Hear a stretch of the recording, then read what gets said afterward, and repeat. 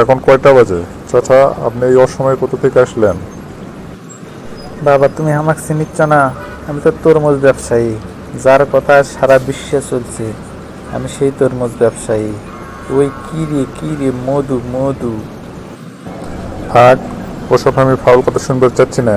এখন যেটা বলি মনোযোগ দিয়ে শোনেন। সাথে যা আছে ভালোই ভালোই সব কিছু বাই করেন, নাতে কিন্তু সব একবারে শেষ করে দেবো।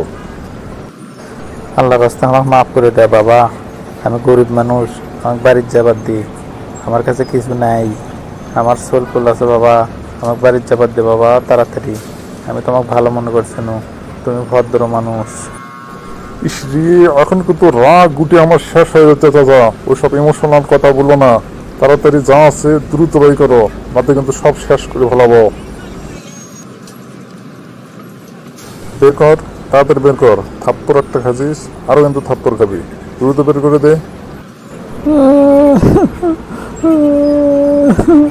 তোমার মনে কি কোনো দয়া মায়া নাই? তুমি এরকম নির্দয় কেন?